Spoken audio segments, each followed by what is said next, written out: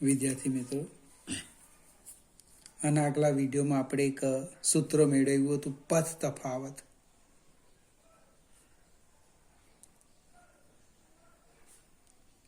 D X by capital D. Small D બે ઉદ્ગમ સ્થાન વચ્ચેનું અંતર, કેપિટલ ડી સ્લીટ અને પડદા વચ્ચેનું અંતર, એક્સ પડદા પર ઓથી બિંદુનું અંતર. હવે આપણે સહાયક અને વિનાશક વ્યતિકરણની વાત કરીએ અને સમીકરણ 1 કહી દેવું. અહીંયા લખે છે બાજુમાં સહાયક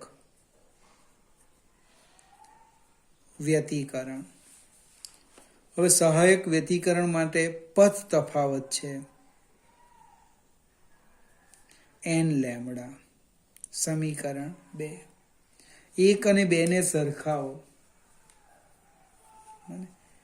1 અને 2 ને આપણે સરખાવી દઈએ. સમીકરણ 1 અને 2 પરથી ડી, અહીંયા એક્સએન એનમી પ્રકાશિત સલાકા માટે વાત કરું, by capital D is equal to n lambda. એટલે એક્સએન આવી જશે n lambda capital D by small D. એની કિંમત મૂકો, 0, 1, 2, 3, 4, તો આ બધા અંતરે શું મળે? પ્રકાશિત સલાકા. સહાયક વ્યતિકરણ રચાય. પડદા પર ઓથી આટલા અંતરે એક્સએન અંતરે એનમી પ્રકાશિત સલાકા રચાય. સેમ ચર્ચા લખો બાજુમાં વિનાશક વ્યતિકરણ. આ જ બધા સ્ટેપ. વિનાશક વ્યતિકરણ, પથ તફાવત.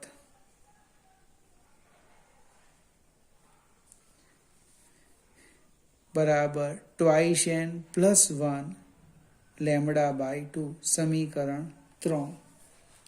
હવે આ સમીકરણ 1 અને 3 ને સરખાવો. સમીકરણ 1 અને 3 પરથી શું થાય? જો D X N by capital D બરાબર twice n plus 1 lambda by 2. એટલે એક્સએન આવે છે twice n plus 1 lambda capital D by twice D. X બરાબર 0 થી આ અંતરે શું મળે છે? વિનાશક વ્યતિકરણ રચાય છે. વિનાશક વ્યતિકરણ અહીં આવવાનું, સહાયક વ્યતિકરણ. આપણે એક સ્ટેપ આગળ વધીએ, ફરીથી આની ચર્ચા કરીએ. પ્રશ્ન લખી દઈએ. 2 ક્રમિક પ્રશ્ન કંઈક આવો છે.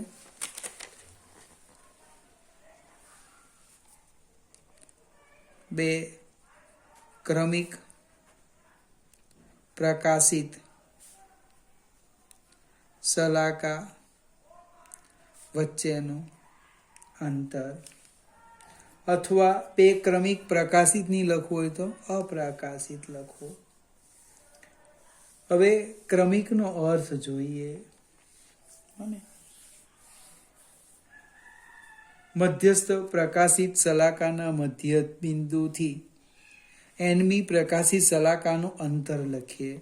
આપણે હમણાં જસ્ટ સૂત્ર મેળવેલું છે એક્સએન. આનો આપણે ઉપયોગ કરીએ.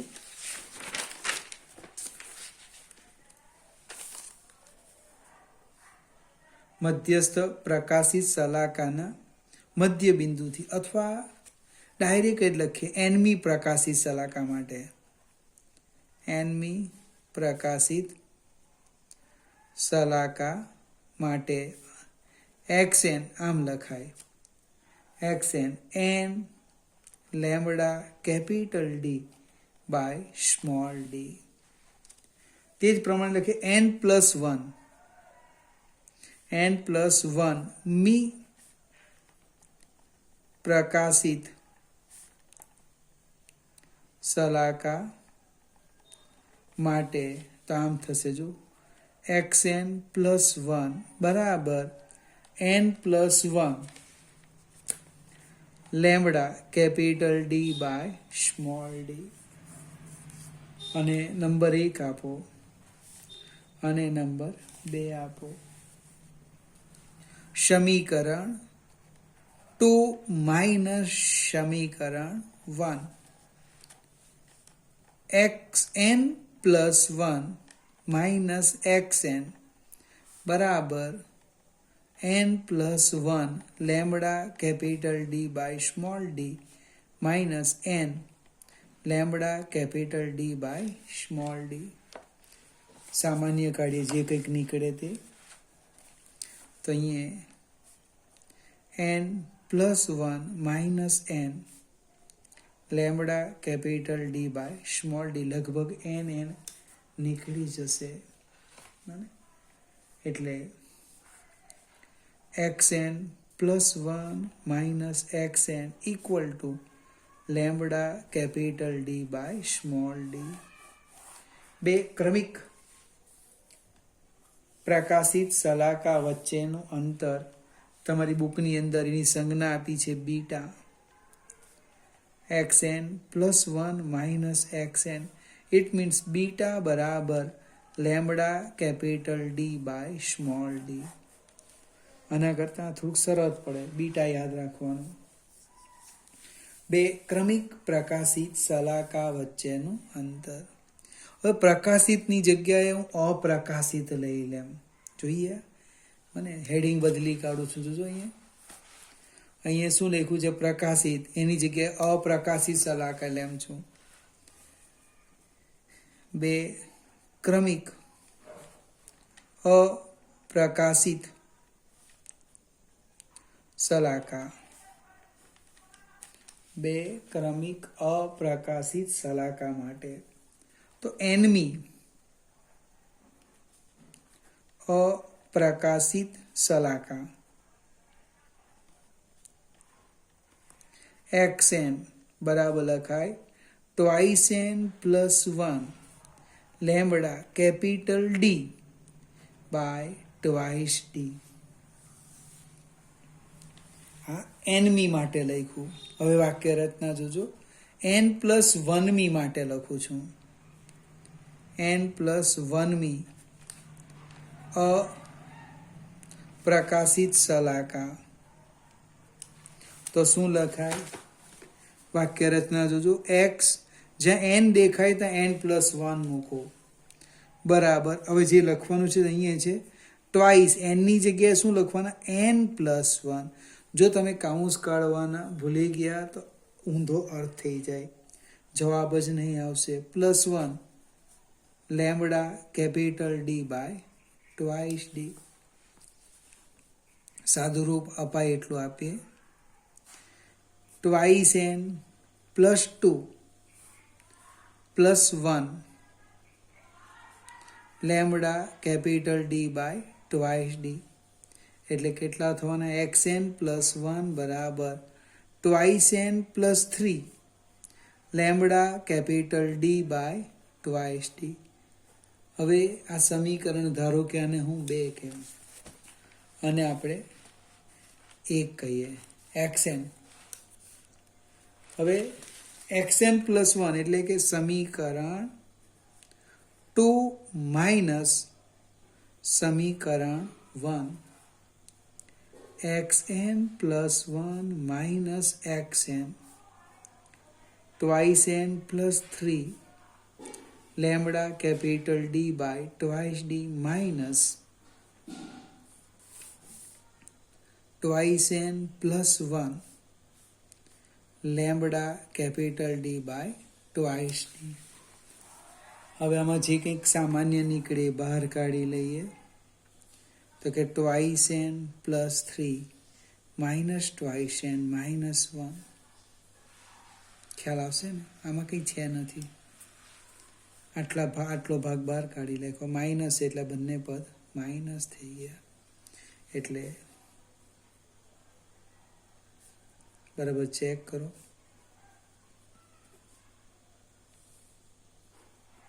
હા તો આઈ છે ને 3 -1 2 ને 2 નીકળી ગયા એટલે આટલા આવ્યા. જો બે ક્રમિક પ્રકાશિત અને બે ક્રમિક અપ્રકાશિત શલાકા વચ્ચેનું અંતર જો એક સરખું, અને લખો બે ક્રમિક પ્રકાશિત કે અપ્રકાશિત જે હોય તે શલાકા વચ્ચેનું અંતર કેવું છે? સમાન. એનો અર્થ દરેક શલાકાની પહોળાઈ સમાન હોય છે. માટે લખવાનું દરેક શલાકાની પહોળાઈ કેવી આવે? સમાન. અને એનું મૂલ્ય કેટલી? પહોળાઈનું મૂલ્ય તો કે β/2. ફરીથી આકૃતિની મદદથી સમજાવું. ધારો કે આ અપ્રકાશિત, જો અહીંયા લઈ લો, આ અપ્રકાશિત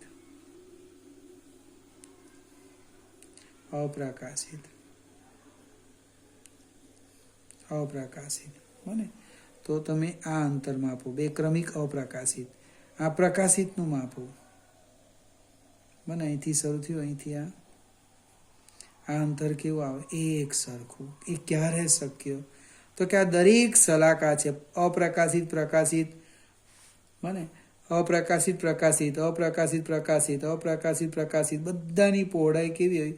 સરખી હોય તો જ આ કેવું છે? શક્ય છે. ફરીથી હવે શલાકાની જે પહોળાઈ છે એ શાના પર આધાર રાખે? જો બહુ ઉતાવળ કરવાની જરૂર નથી.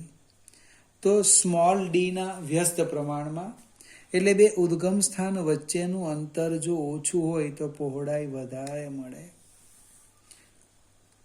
પડદો સ્લીટથી ઉદ્ગમ સ્થાનથી દૂર હોય તો પણ પહોળાઈ વધારે મળે. ટૂંકમાં બીટા 3 સંભાવના લખું છું.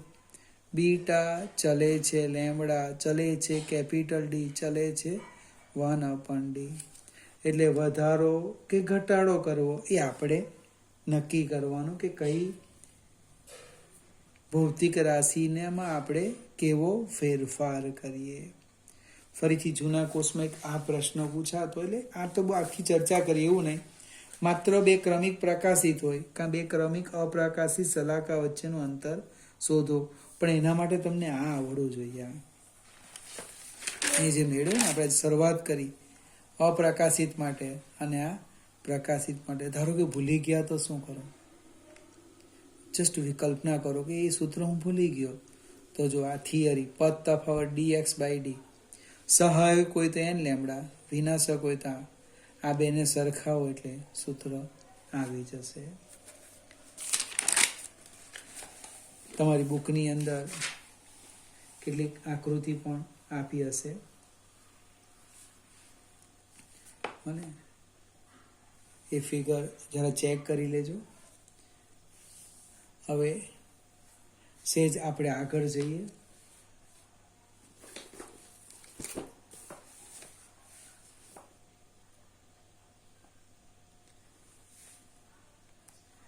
યંગનો 2 સ્લિટનો પ્રયોગ એ લગભગ મેં તમને આગળ સમજાવેલું છે. સહાયક વિનાશક વ્યતિકરણ રચાય અને પ્રકાશિત અપ્રકાશિત. લગભગ આપણું વ્યતિકરણ અહીંયા પૂરું થાય છે. હવે આપણે એક નવો શબ્દ લઈએ છીએ, વિવર્તન. મજાની ચર્ચા છે.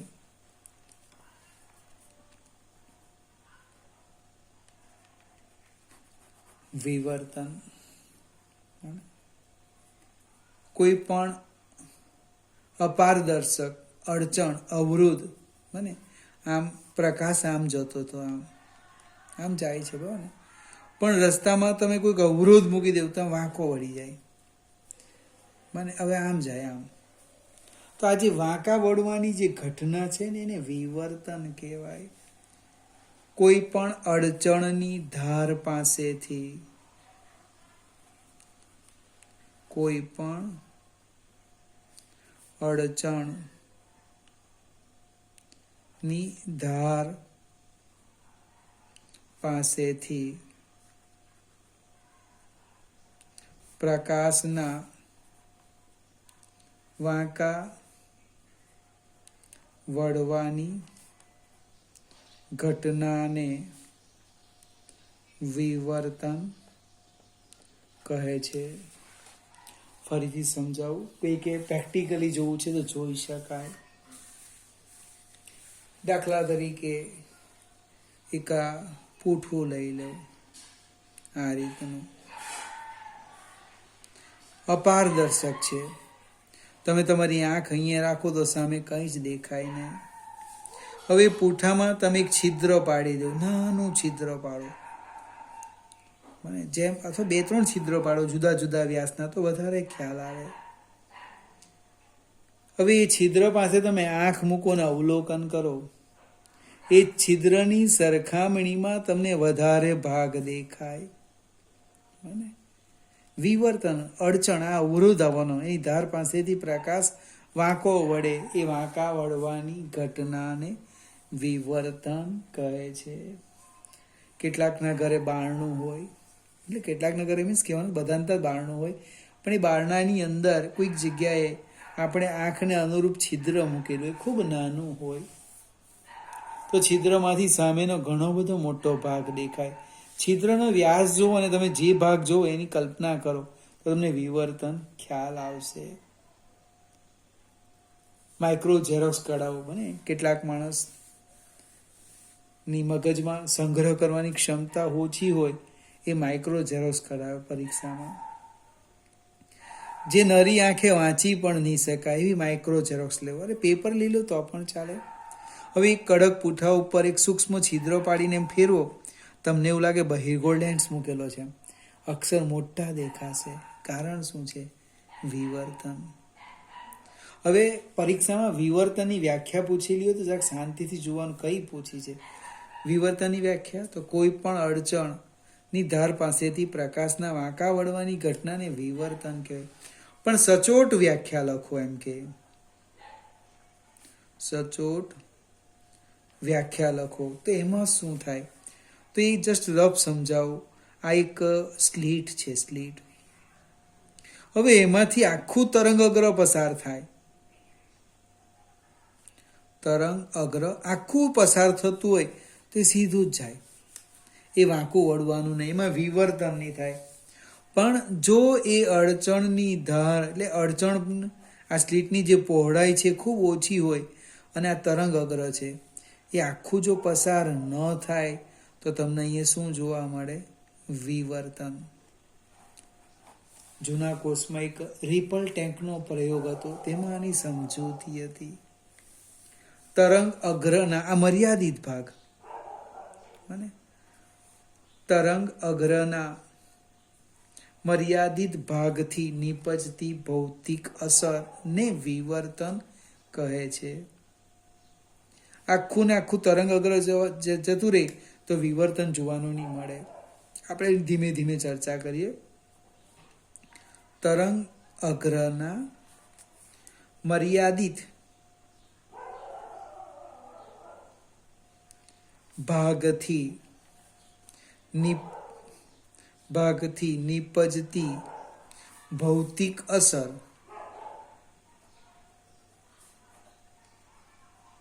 એને શું કહેવાના? વિવર્તન. આપણા જીવનમાં પણ બહુ વિવર્તન આવે. બને આપણે કોઈ કામ કરતા હોય અને કોઈ અટકાવે નહીં તો વિવર્તન જોવા જ નહીં મળે. પણ જો આપણને અટકાવે, બને તમે વાંચવા બેસો નિયમિત અને કોઈક અટકાવે, આટલું કામ કર, એટલે વિવર્તન થાય. મગજમાં બધા વિચારો વાંકા વળવા માંડે. ખ્યાલ ને? વિવર્તન. આમ રસ્તામાં જતા હતા, કોઈ અટકાવ્યો નહીં તો ખબર નહીં પડી, પણ રસ્તામાં જો કોઈ અટકાવ્યો તો આજુબાજુવાળાને બી ખબર પડી જાય. વિવર્તન. અને જીવનમાં પણ આ ઘટના બને.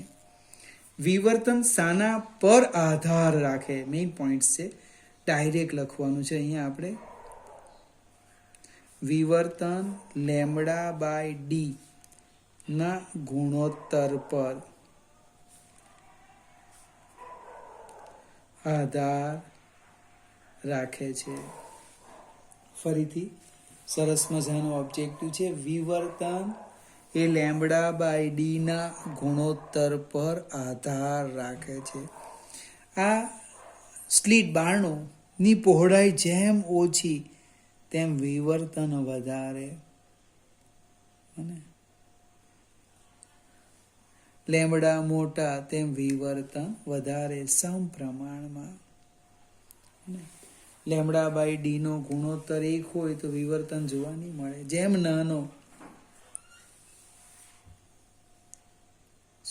મોટો ડી નાના ને વિવર્તન, લેમ્બડા બાય ડી નો ગુણોત્તર જેમ મોટો તેમ વિવર્તન વધારે જોવા મળે છે.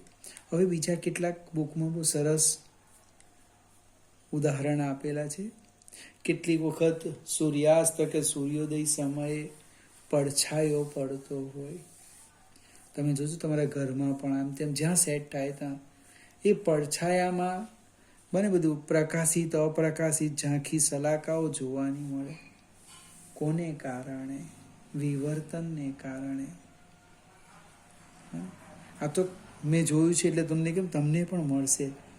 બારણું થોડું એવું બંધ રાખો, સૂર્યપ્રકાશ પડતો હોય, બારણાના પડછાયાને તમે અવલોકન કરો, પ્રકાશ ઝાંખો હોય ત્યારે તો સ્પષ્ટ દેખાય પ્રકાશિત અપ્રકાશિત સલાકા. તો એ વિવર્તનની ઘટનાને કારણે. બીજું એક લખ્યું છે, એ મને ખ્યાલ નથી, સીડી ડીવીડી આપણે કહે ને એના ઉપર રંગો દેખાય, એ પણ વિવર્તનને કારણે. હવે આ વિવર્તન શું છે તેની વાત કરીએ. એ પ્રકાશીય ઉપકરણની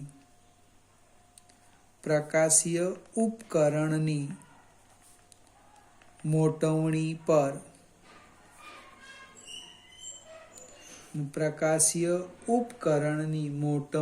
પર મર્યાદા લાદે છે.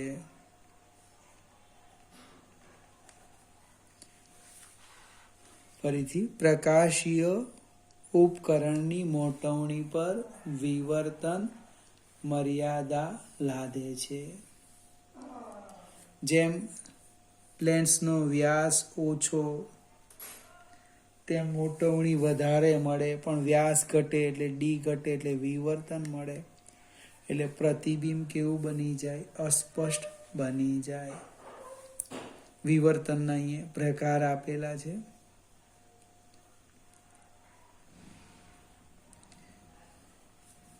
બે પ્રકાર છે. એક છે ફેનેલ અને બીજું છે ફોનહોફર.